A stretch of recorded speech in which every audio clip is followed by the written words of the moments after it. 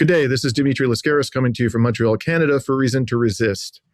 Today we're going to discuss the protests in Iran and the Western media coverage of those protests, and for that purpose we've invited onto our program Reza Nemdari.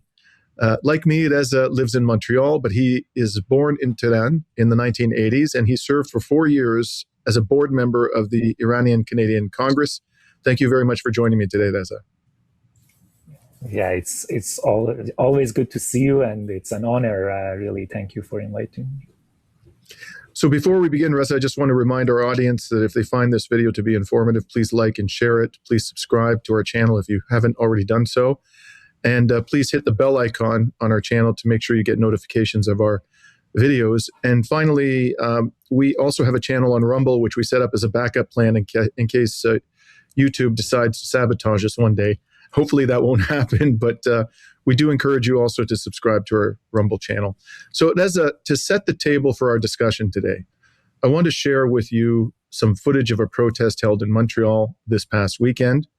The purpose of this protest was to condemn Iran's government and to express support for anti-government protests in Iran. And I'm also going to show to you and our audience how the corporate media covered this protest in Montreal this past weekend. And just so everybody knows, I went to this protest myself purely out of accident. I was working out at my gym on the treadmill, and I was looking up at the television set on Saturday afternoon, and I saw a reporter from Global News standing in the street with a bunch of protesters and talking about what was happening just a few blocks away. So I finished my workout, and with no plan, I had no plan at all to cover this protest. When I finished my workout, I just walked down to the U.S. consulate, which was a few blocks away on St. Catherine Street.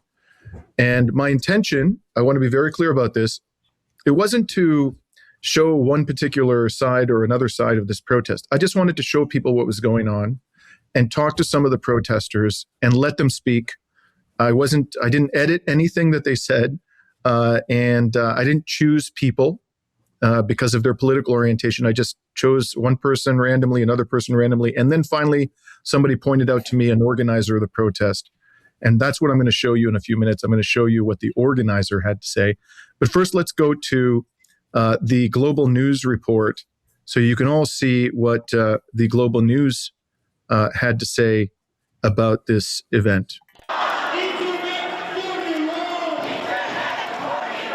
A sea of people takes over St. Catherine Street in downtown Montreal. These Iranian Canadians echoing widespread protests in their home country, demanding the end of Ayatollah Ali Khamenei's clerical rule. Everyone here has family somewhere, friends, family, loved ones, that they don't know what's happening to them. With Iran cutting off communications amid its effort to crack down on the demonstrations, people here are holding their breath, waiting to speak with their families back home. I cannot talk to them. It's disconnected, and we were in daily contact. Last thing they told me, hey, we're going to the streets, keep doing what you're doing, be our news, and I haven't heard back. Human rights organizations report dozens of people have been killed during the protests all across Iran. They started as a response to inflation and the cost of living, but now demand the downfall of the Islamic regime there. I just want to pause there, point out that he talked about the economic conditions in Iran, said nothing about the sanctions. He also said that dozens of protesters had been killed, according to human rights groups, whereas many people are claiming that the number is in the hundreds or even the thousands. But he said dozens, for what that's worth. So let's continue. Death to Khamenei, they screamed. The same calls have been heard in Tehran and beyond. They want Reza Pahlavi, the son of Iran's last shah, to assume power. I want to stress what he just said, okay? This is not me saying this. This is the Global News reporter saying this. And he's referring collectively to all of the protesters. He's not just talking about one or two. He's saying they want the son of the Shah to return to power. So let's watch the last part of this report. 47 years of torture, problems, killing, pounding, and everything. So it is enough. Similar marches were held across Canada on Saturday, including in Toronto and Vancouver. There have been other uprisings over the years in Iran that were always eventually quashed, but Iranian Canadians feel like this time could be different. people of all social classes, people of all genders, people of all walks of life are coming out and asking for what they want, and that is to be rid of the Islamic Republic. They marched to the U.S. consulate. President Donald Trump and his administration are expressing support for their movement. We want to thank President Trump for his support. I cannot trust him 100%, but I hope. The people here hope even from halfway around the world their calls contribute to the fall of the Islamic regime and that they're able to hear from their loved ones soon. Dan Spector, Global News. Okay, so again, a few highlights here before I show you what I saw. No reference to the sanctions causing economic hardship. Never questioned the idea that the son of the Shah wanted to bring real democracy to the Iranian people. Never questioned how the Shah's father came to power, which was in the overthrow of a democratically elected leader of Iran, Mohammad Mossad. All of that was left out. And he never mentioned that there were people there who were visibly supportive of Israel. So now I'm going to show you what I saw as I was walking from my gym to the protest in front of the U.S. consulate.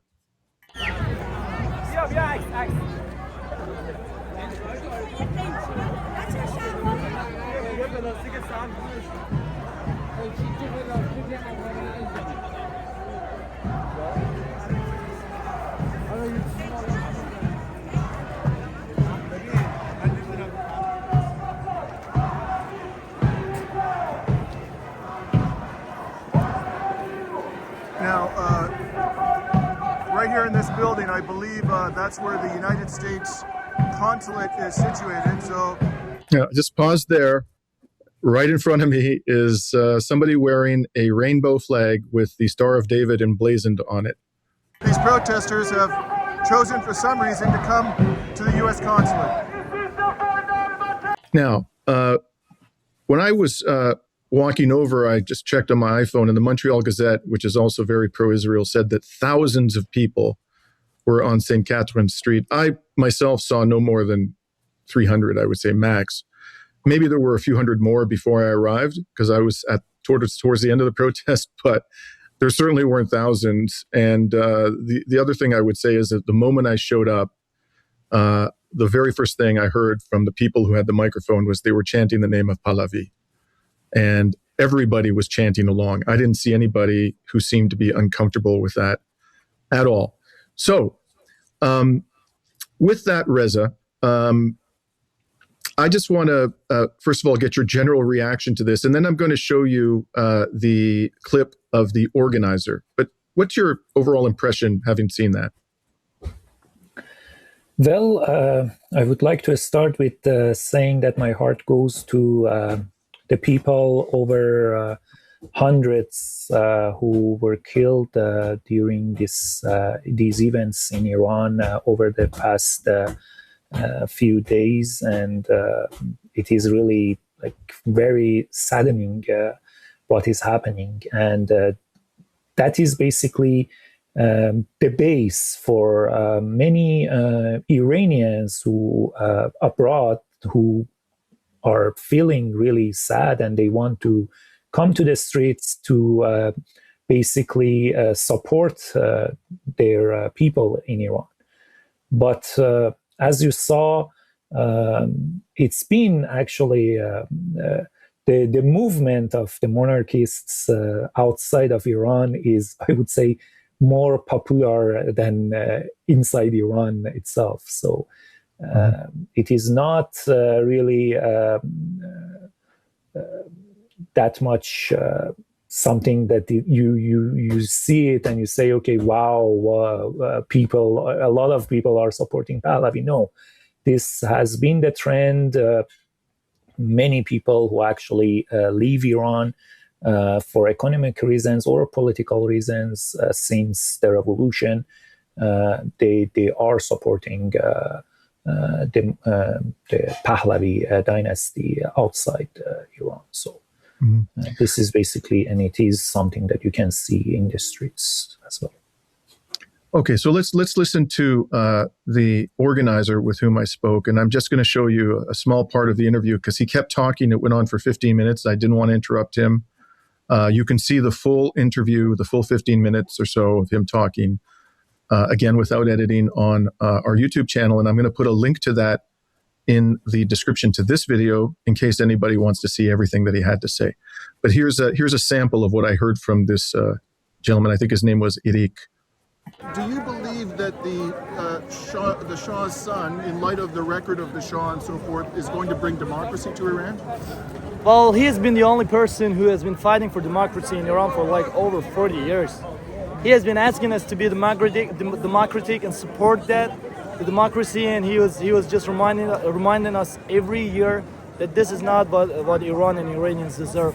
So we have seen him going out, having many meetings with lots of politicians all around the world. Don't forget that he was exiled, and still he was doing whatever he could for Iran. And I think you've seen that the Trump administration and the Israeli government have expressed a lot of support for Does that concern you? Do you think the Trump administration and Netanyahu want democracy and human rights for the people of Iran? Let me tell you something. We have never been like asking others to help us, okay, like for us. The only thing we're like not directly, we're asking them, if you don't want to be with the people, just don't be with the Islamic Republic. That's a big help, that's a big hope. But still, the baby Netanyahu, Israel, like he has been, like his government and himself, they have been the only people who have been supporting the people of Iran on the streets. Because the Islamic Republic is a big threat to Israel as well, first of all. And Iran, in Islamic Republic, has been saying that they're going to wipe out Israel from the map for over 40 years. So he just said that the Shah's son was the only person fighting for democracy, and now we were told that Netanyahu is the only person who's been fighting for democracy. And let's listen to the last part of this interview I want to show you. Do you think that Israel is committing genocide against Palestinian people? Look, do you think what they're doing to the people of Gaza is justified? We're not supporting war at all. We are backing up the people of Palestine and the people of Israel, both of them, okay? What I believe is that they are having a great, big propaganda against Israel. Just look at the history. Like what Hamas did for many years. Like bombing the buses, kidnapping, raping. Well, Israel is there to defend itself, right? They never started. Yeah, so the Israelis never started this. It was the Palestinians. And in another part of the interview, again, you can see it in its entirety if you want, he actually accuses the Palestinians in Gaza of faking their own deaths. And as you saw just there, he repeated this unproven fake allegation that Hamas engaged in mass rape on October 7th. So before I invite you to just generally comment on this, I just want to clarify one thing, Reza, because he seems to have such a high opinion of the son of the Shah. Could you tell us about the son of the Shah? Where has he been living all these years? What does he do? How does he live? How is his life funded? What do you know about this man? Yeah, that's the thing. Like he's been, he's right. He's been in exile after they basically his father escaped Iran during before revolution with billions of dollars stolen from the country. And basically, he never worked. He's almost 65 years old or more, but he never worked his entire life. He didn't need to. And basically, he's claiming that he worked all these years for democracy in Iran, which is a big claim. And a lot of people actually pointed even at on the recent events. He's been actually in Greece or somewhere, he's been vacationing from the winter and then he came back after 5 days, 7 days, and then he announced that for the people to come out in the streets. So for the first week, basically he was not seen anywhere, and his family were posting pictures of their vacation abroad. And this is basically, it has been like that. They are living a life of luxury, basically, overseas. And that is basically very different from the life of people in Iran under sanctions and all the economic problems they have. And I want to talk to you about the position of the Iranian Canadian Congress with respect to all of this. By the way, I should mention that another thing I didn't include just because I didn't want to show the whole interview in the interest of time. He actually said, I asked him, do you think that the United States should attack Iran? And he said yes, without any hesitation.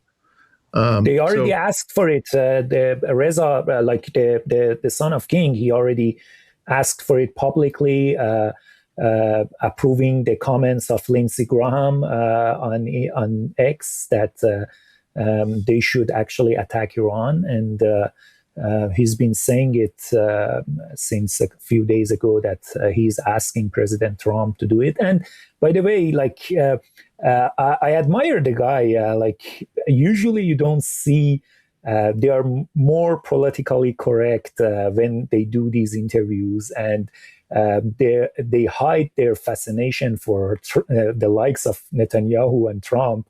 And I think this is actually a very that's why I admire you for taking this interview, because basically showing that what these people think and how they are looking at the whole idea.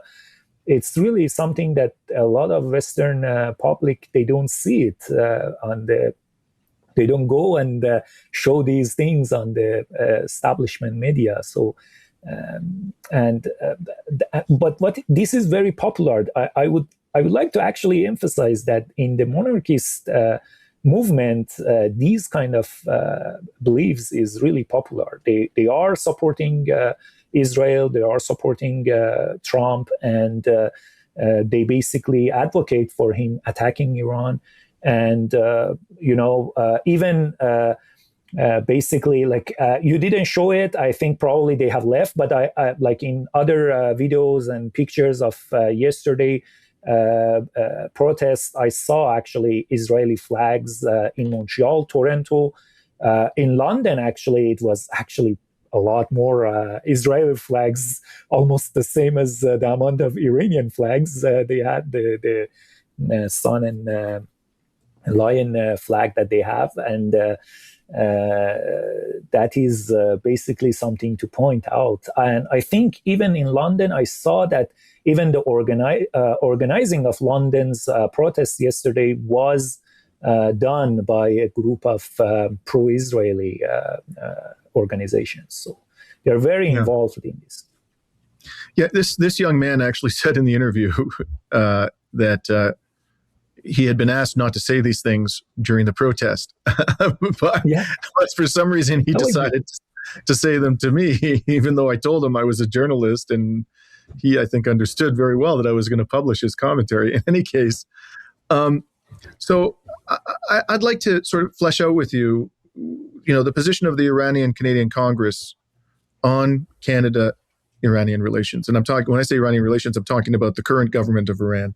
And just so everybody knows, in the interest of full disclosure, I have provided on a pro bono basis legal advice to your organization in the past. I wasn't paid for it. I did it because I thought it was the right thing to do, because your organization, or the organization of which you were formerly a board member, came into conflict with some of these people, from the Iranian Canadian community, who share these kinds of views. And what is the position of the Congress with respect to how the Canadian government should deal with the current government of Iran? Well, I don't know. They will probably put a statement out there for what they think. Actually, what is their opinion right now? But as far as I know, and it's been the position of Iranian Canadian Congress for the last 10 years that they are anti-sanctions, anti-war, but we have always been saying that when we say no to war, no to sanctions, at the same time, we have always been saying that no to censor, no to oppression as well. But when you have a situation like this, you basically cannot do like as an organization overseas, which has nothing to do with the Iran and Iranian government. You cannot do anything but to have sympathy for the people. And basically, I'm pretty sure everybody is really sad and following the little news that comes out because of the blockade of internet. There is not much information that comes out. Only the state TV is actually publishing some videos and pictures of what is happening inside Iran. And that is why I'm pretty sure like Iranian Canadian Congress, the same as previous things that were happening in Iran, they will put out a statement. But definitely, what I can actually say as a previous board member is that they always they've been advising that the sanctions and economic pressure on Iran would result to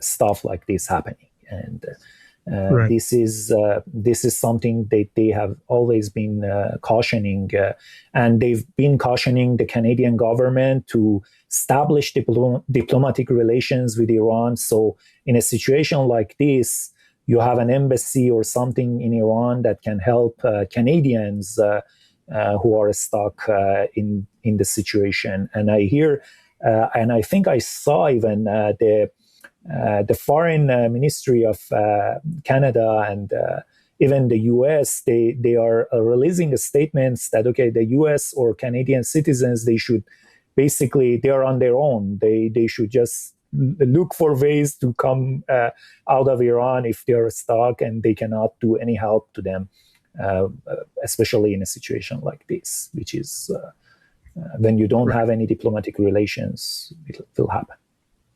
So it's fair to say when you were on the board, and as far as you know, the Iranian Canadian Congress has remained opposed to sanctions on Iran, and presumably they're also opposed to military intervention by Western governments or Israel in Iran. Is that fair? Yes, absolutely.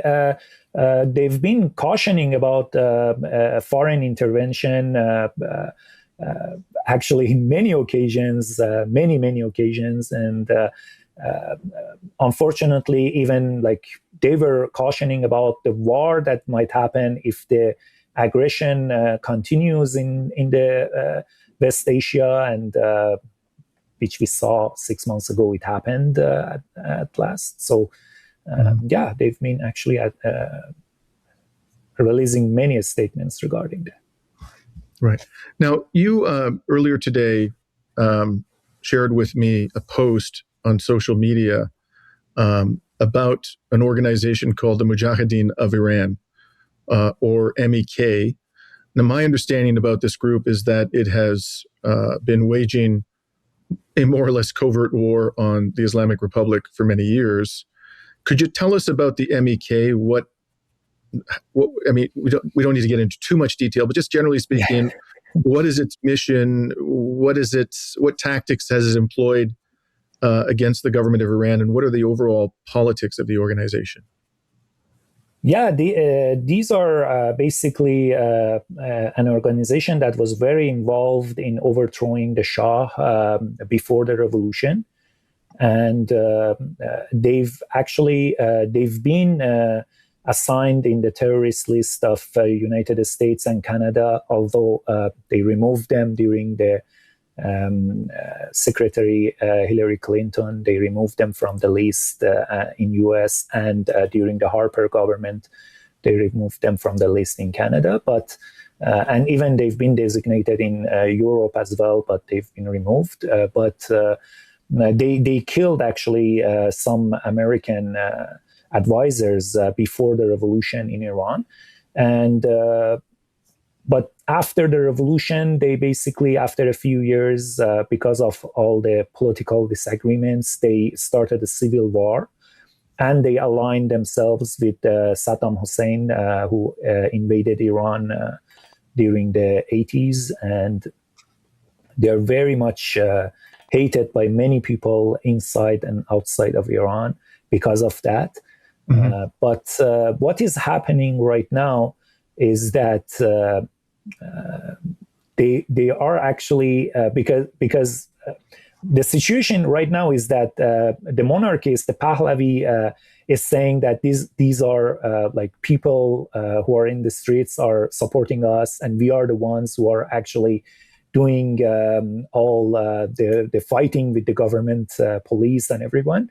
And MEK is basically putting a statements out there that these are our people. We are the ones who are putting fire on the headquarters and buildings, and we are the ones basically killing these police forces. And why are you?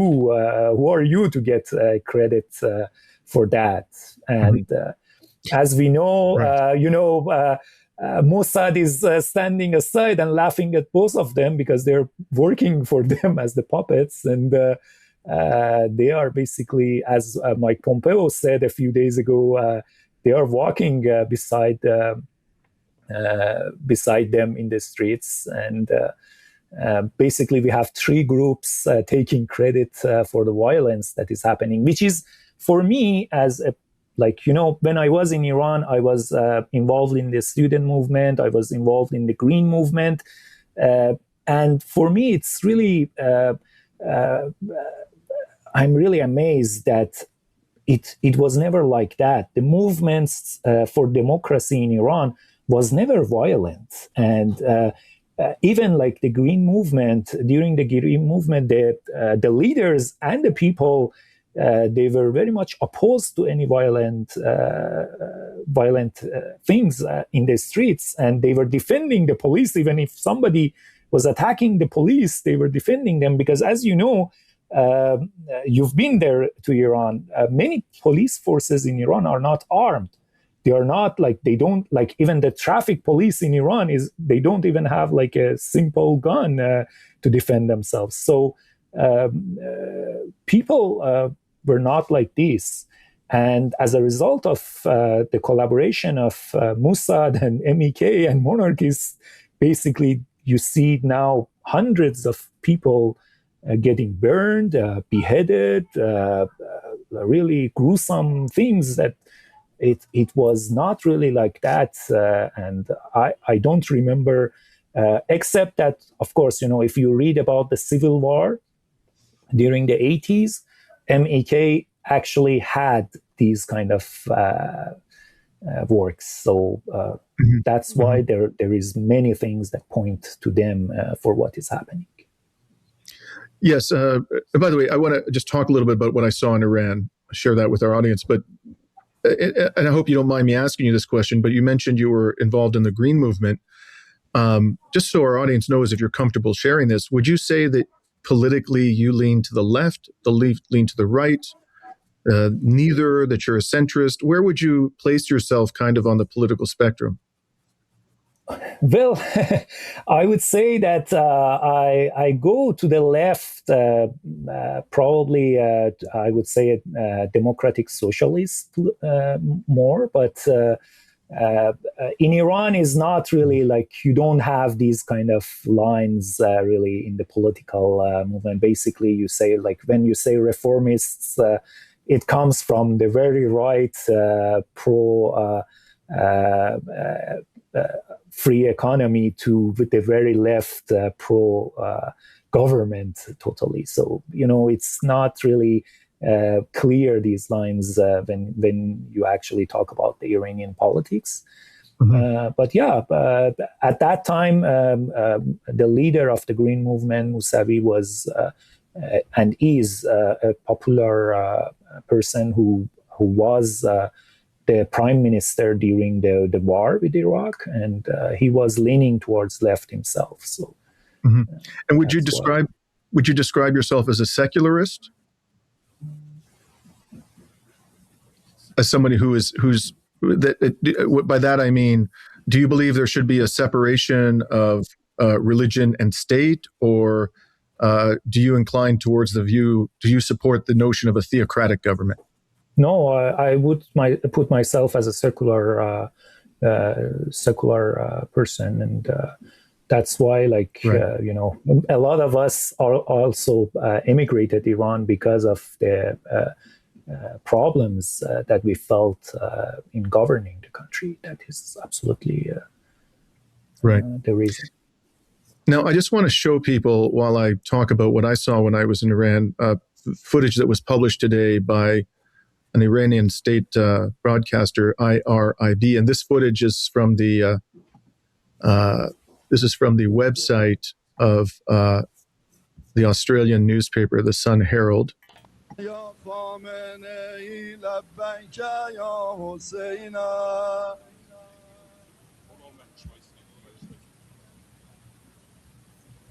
لبیک یا خامنه‌ای لبیک یا حسین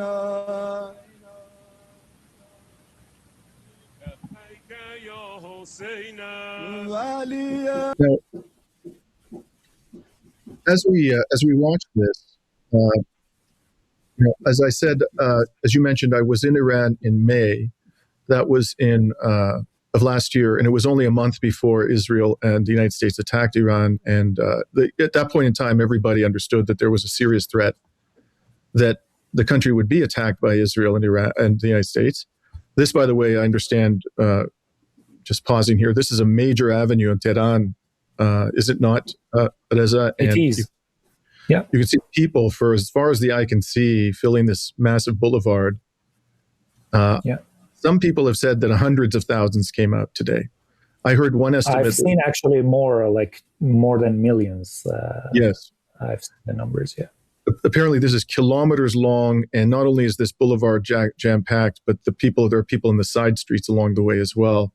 So whatever has motivated these people to come out today and to protest, I think we can say that they aren't on board, it's safe to assume, with the agenda of Western governments in Israel.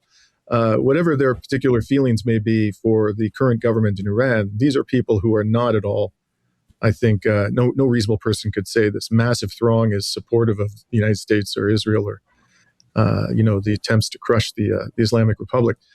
In any case, when I was there, so it was a very tense time, I would think, relatively speaking, because there were all of these overt threats being articulated by Israel and the United States. And, I walked around Tehran for hours, Reza, hours and hours and hours. I must have walked dozens of kilometers because I just wanted to see what life was like in the city. And I didn't have anybody with me. I got on the subways. I got off various stops. I didn't want anybody to guide me. I did not see a single soldier carrying a weapon. Any weapon at all. I did see some soldiers in a park sitting on a blanket smoking a cigarette, but they weren't armed. They were just relaxing. I saw hundreds of women who were not wearing a hijab, any form of head covering at all, and nobody was bothering them at all. I couldn't remember a single time that I saw a police officer with a firearm. And I only saw maybe 5 or 6 cops. It was the most amazing thing because I'm accustomed to seeing police everywhere in Western cities.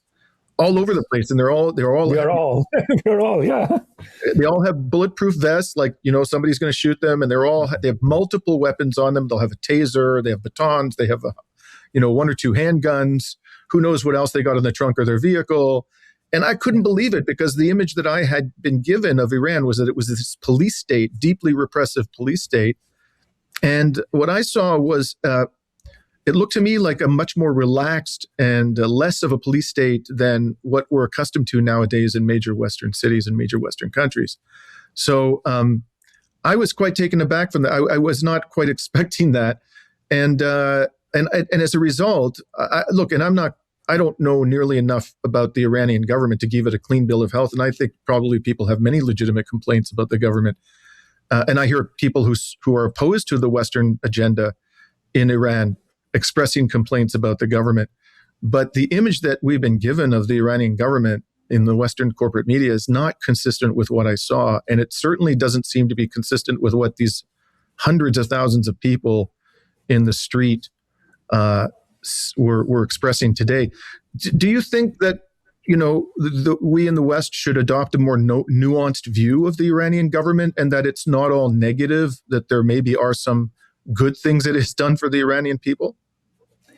Well, it was good if the Western governments could actually learn a couple of things or more. But that's the thing. As a young boy in Iran, I had the encounter with the abuse of police force in Iran. And now, as a 40-year-old, I sit here with you, and I would say that with my experience, 15 years living in Canada, I'm so glad that I was not in Canada when that happened for me, because I'm pretty sure I would not be alive today. And that is the difference. The police might use force there, but they don't tend to kill you on the spot, as we saw in Minneapolis a few days ago with Renee and what happened to her. So this is, and I mean, like in the past 12 days, you've seen probably videos of people burning the police and throwing cocktail Molotovs at them. And they just come aside and they extinguish the fire, and they probably maybe arrest the guy if they can. But like they are not like, and that here, if something even hundreds of it happens in the street, you probably won't survive that incident with the police. So yeah, this is basically, and that is actually where it makes it really saddening to see hundreds of people getting killed in many different cities, mosques and buildings and governmental buildings and hospitals getting like firing. And it's really like something that is describing it even is really, and probably this is the weird thing is that aside from Israel, there is no other country that actually burn mosques. And then this happening to 50 or over mosques in Iran in the past few days, this is really something that a lot of people don't talk about it. Right. So lastly, Reza, I'd like to talk to you about an op-ed that was published in the Globe and Mail about 5 or 6 days ago after the protests began in Iran. And I'm going to put it up on the screen here just so people know, those of you who are not Canadian, you may not be familiar. So the Globe and Mail, I think, is widely considered to be kind of Canada's paper of record. It's probably the closest thing that we in Canada have to the New York Times, although myself, I think, Reza, it might actually be to the right of the New York Times a little bit, politically speaking, but it certainly is a very pro-Israel newspaper. It's very hostile to the Islamic Republic and very supportive of the neoconservative agenda and the whole project of regime change, not just in Iran, but also in Venezuela, Cuba, and so forth. So it was therefore with some surprise that I saw this op-ed being published in this particular newspaper. The author of the op-ed is an Iranian Canadian by the name of Samira Mohyeddin. And I want to be fair to Samira. I'll go through this op-ed in some detail, but she has been outspoken in condemning Israel. She has a very different approach to the subject of Israel and Palestine than that young man that I spoke to at this protest, that's for sure. And so I'm just going to highlight some of the things she said here. I shared this with Reza before the interview, so I just want to be sure he had read it. And she starts by saying that Iranians have taken to the streets again, calling out corruption, economic collapse, repression, and a political system that has lost any meaningful claim to represent them. And she says it's a moment that, like so many demonstrations before, it is rooted in genuine, deeply felt grievances. But as Iranians' voices grow louder, so do external narratives about who is involved with this movement and where it is going. Now, I'm not reading the whole thing here. I'm just highlighting what I think are the most important passages. And I think maybe the key one is this paragraph. Outside endorsement from a foreign government, especially one engaged in armed conflict with Iran, feeds Tehran's most powerful propaganda line that the protests are a foreign-backed plot engineered to destabilize the country. Over the years, Iran's leaders have repeatedly painted dissenting voices as agents of hostile powers rather than acknowledging the legitimate frustrations of its citizens. This shifts the battlefield from addressing real issues, poverty, inequality, corruption, human rights abuses, to a fight over national sovereignty and existential threats. The consequence is increased repression, greater risk to protesters, and a weakening of the very voices pushing for reform. On New Year's Day, former U.S. Secretary of State Mike Pompeo wrote on X, quote, "Happy New Year to every Iranian in the streets, also to every Mossad agent walking beside them," close quote.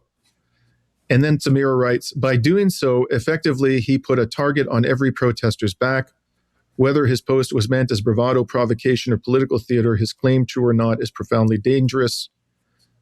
This is not solidarity, it is sabotage. Such messaging translates into arrests, interrogations, torture, and worse."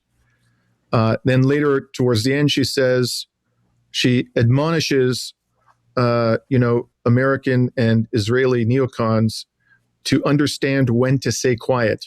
I want to come back to that. So she says they should understand when to stay quiet. And her last paragraph is, "The world can and should stand with Iranians, but in the end, freedom is not bestowed from above, it is claimed from within by those who risk everything to declare that they and only they will decide their destiny. Iranians deserve that right to own their struggle, shape their narrative, and determine their path to freedom on their own terms." On the face of it, I found it's a very well-written op-ed. And again, I do commend Samira for taking her courageous stance against the Israeli genocide. But I want to make a few points here about this op-ed before I ask you to chime in, Reza. First, the op-ed really is a quite strident condemnation of the government of Iran. She accuses Iran's government of repression, torture, corruption, and incompetence. There's nothing in this op-ed that is remotely positive or nuanced about the government of Iran. It's all bad, 100% bad. That's certainly the impression it conveys. Secondly, she doesn't cite a single mitigating factor. For example, she doesn't talk about the impact that Western sanctions have had on the country and how that is leading to or contributing to unrest. She says, although she criticizes comments made by U.S. and Israeli officials about the protests, nowhere does she suggest that the Israeli and U.S. governments want to replace Iran's current government with a vassal of Washington, which I think is pretty clear to people who are sensible. She says nothing about the fact that the U.S. and Israel want to permanently weaken Iran and destroy the sovereignty of the Iranian people. And she does not criticize the Shah's son or say anything critical of those who are calling for the Shah's son to be returned to power. Now, I'm going to come back after I hear from you, Reza, on this and offer just a kind of closing thought about this op-ed, which I'm going to address the larger question of how people people of our political orientation, which is to say we're anti-imperialist, we believe in the sovereignty and equality of nations, we want peaceful resolution of these types of internal conflicts, how we should be dealing with this situation in the current circumstances when Israel and the United States are threatening to launch another war on Iran. So that's the question I want to address. But just generally, what are your thoughts about Samira's op-ed? Well, I've seen her work from before, and as a pretty popular Iranian Canadian journalist, I've seen her work when she was at CBC as well. So I would say she came a long way, and the genocide of the past 2 years opened her eyes, at least, so she can see now the very clear and obvious footsteps of Israel and United States in what is happening in Iran, at least. And but still, that is the problem because these things didn't start last week. They've been trying to bring this situation upon Iran since many years ago, by putting sanctions, and since 2016-17 by maximum pressure of President Trump, and by many act of violence against Iran in the past few years. So acknowledging that, people of Iran, they have to have the right to self-govern, and they don't deserve the foreign interference. That is a good thing.